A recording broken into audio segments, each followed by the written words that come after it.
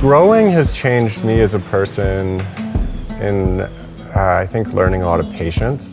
I have to get out of my head and I have to get moving, and you have to get outside and work even when you don't feel like it. And I think those are good reminders that life isn't always about things being easy. And realizing that there's a lot of other factors influencing the final outcome. But in the end, you feel good afterwards and you're doing it and it wasn't as bad as you thought. I think that those pushes are really good for me.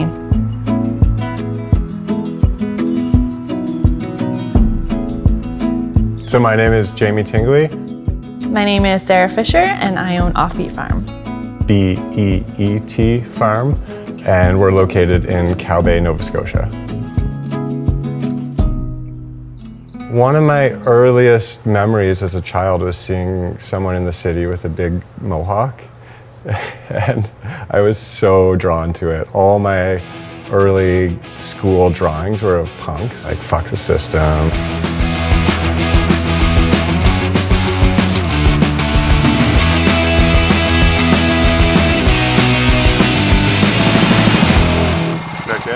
I do personally see farming as a very rebellious act against the grain and a little bit of an anti-establishment move, just showing what I believe in and who I'm willing to support.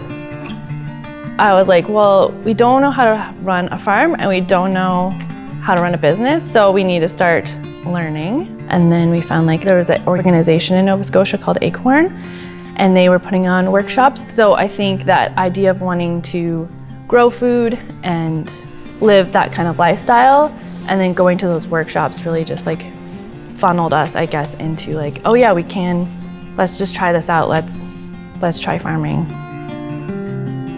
When we decided on Offbeat Farm, we realized it worked really well for us because we tend to like to do things our own way. I had an employee tell me that I walk to the beat of my own drum. So that kind of is in my mind of just walking to our own beat and doing our own thing.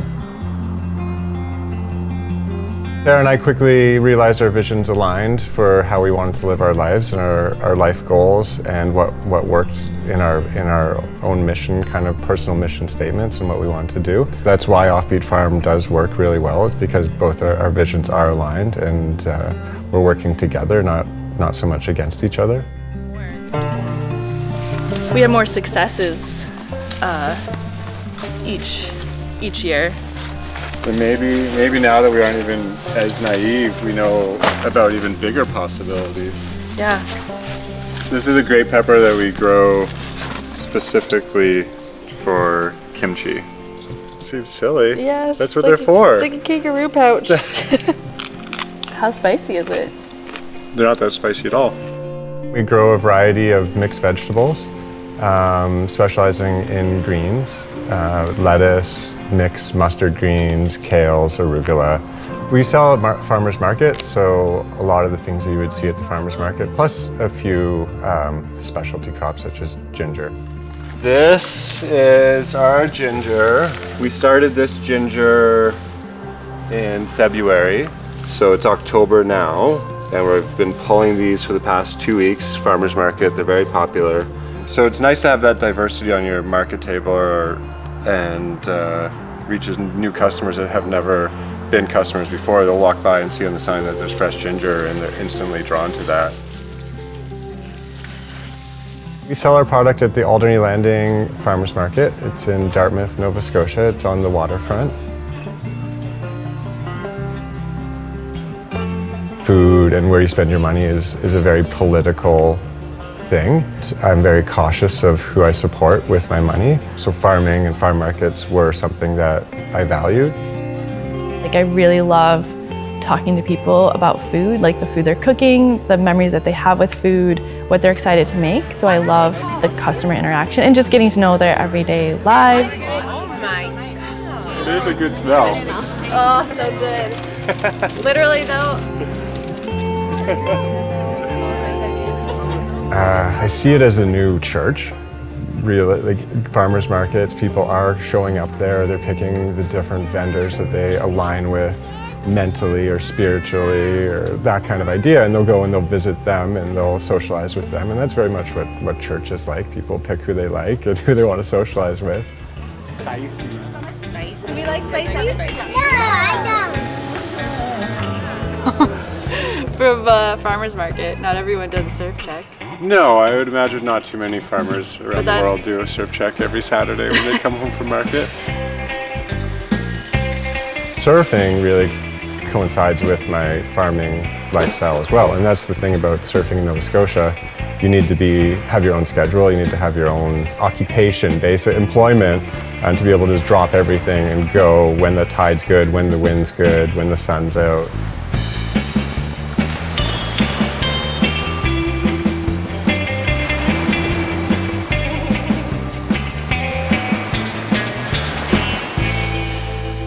Farming and surfing are very similar, are just repetition and kind of getting into a bit of a hypnotized sort of state, just ultra focused.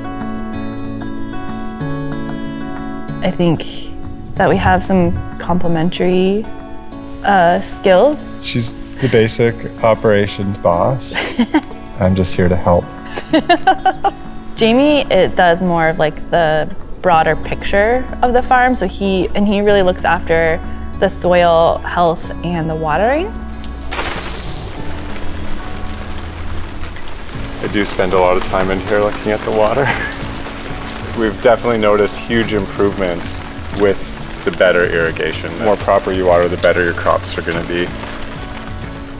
It's hard to say like what impact we directly have, but I guess it would go back to just like we get to connect with people in different ways. You know, connecting with people over food is really powerful. The biggest, challenges and also, again, the advice to people that want to start farming is not to take on too much at once. So many people are afraid of these things. You really have to focus on what your goal actually is. So stay humble. One of the most humbling things, definitely.